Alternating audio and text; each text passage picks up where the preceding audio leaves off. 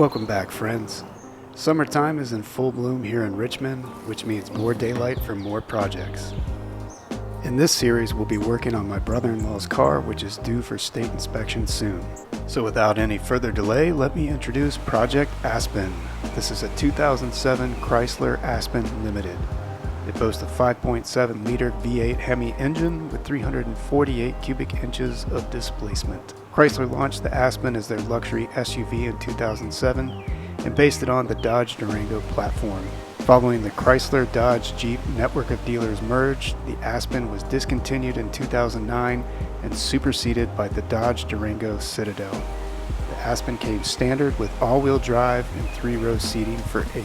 This old girl boasts just shy of 170K on the clock, but you wouldn't know it by looking.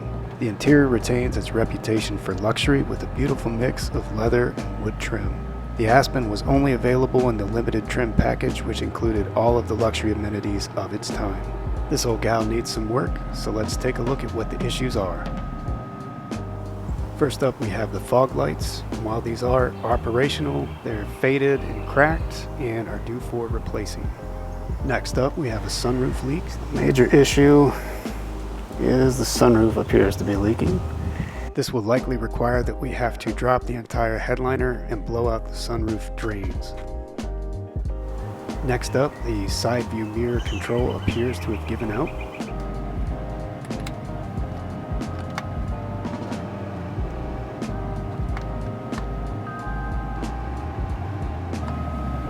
The mirror motors themselves still appear to be good, however, as the dip feature still works when shifting into and out of reverse. Next up, the door lock actuators have failed on 3 of the 4 doors, with only the driver's door still operational. In its place, we have this very pleasant sound.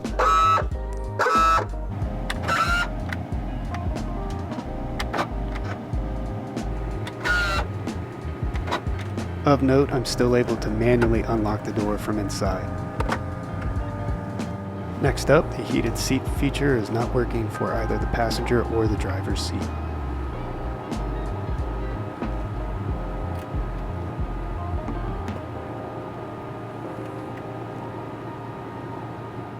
And lastly, we have a check engine light with an intermittent tire pressure light. The tire pressure light does go away eventually, but I still want to look into that. Let's start by pulling the codes and see what's going on. Got easy access to the ODD2. Using a basic scan tool, I was able to pull up the codes stored in the ECM. There were 3 faults stored, 2 current, and 1 pending. After making note of the codes, I proceeded to clear them and restart the car. We'll make a note of which codes come back and when to help with the troubleshooting as we progress. The check engine light is now gone, but the tire pressure warning is still flashing, so we'll have to look into that. Next, let's tackle the fog lights. While they still work, they have seen better days, so we're going to do a direct swap with new parts.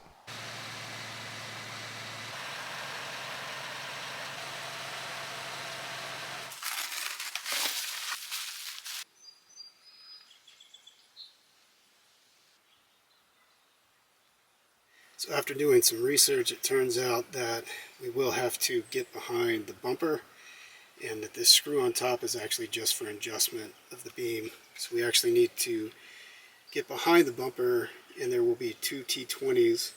I believe that they're going to go here and here, and that should release this. You'll see there are also some clips, and it looks like 2 dowel pins that locate this. But once we get behind the bumper, we should be able to undo those 2 screws and pop this out, put the new one in. So let's go ahead and take a look at that. One difference I do see immediately is this adjustment screw is a Phillips head, and it looks like on the original it's a T20, but that shouldn't make any difference in performance. I'm going to start with the passenger side light. So in the passenger side wheel arch, there are 3 10 mils that we need to remove. So 1, 2, and 3. And then under the bumper, you can see we have a handful of 10 mils as well. We need to remove 3 more 10 mils right here.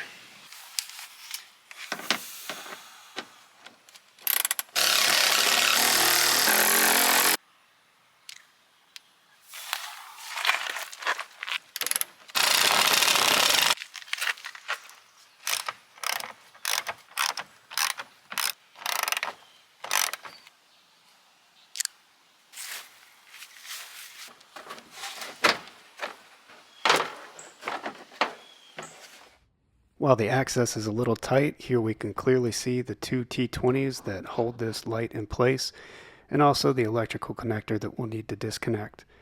While I was in there, I realized I could simply turn the wheel out, so I started the car and went full lock to give myself more space.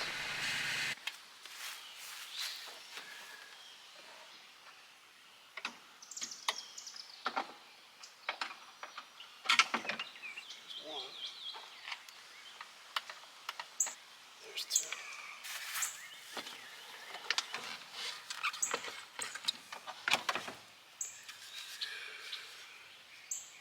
So here we go. Here's the first one. You can see there are two T20s. Didn't have to remove the light.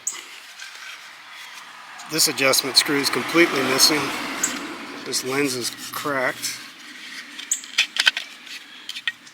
This bulb might still be good, so we can hang on to it.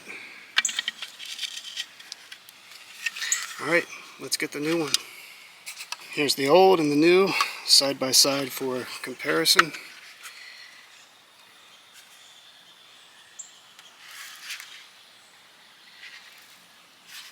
Alright, let's go ahead and put this guy in.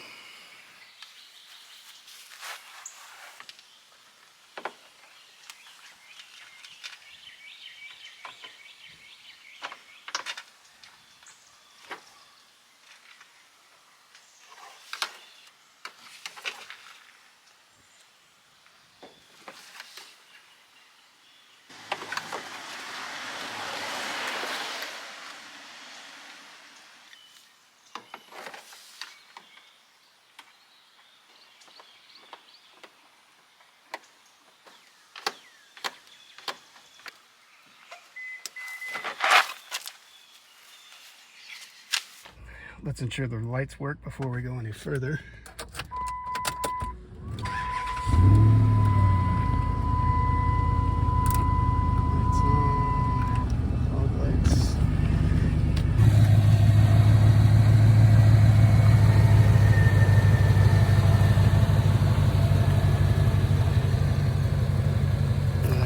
Much better. Much better. Now that we've confirmed the light is working, we can put the wheel well and bumper trim back together.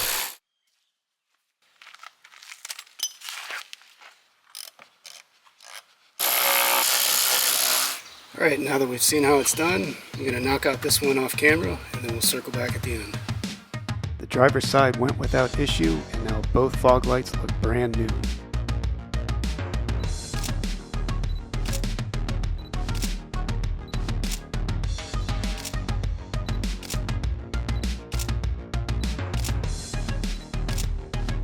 And now for the most satisfying part.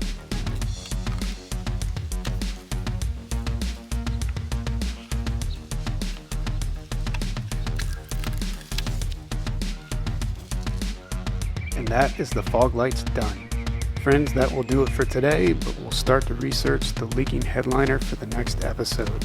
Thank you for watching, and thank you for your support. I hope you enjoyed. Until the next time, take care.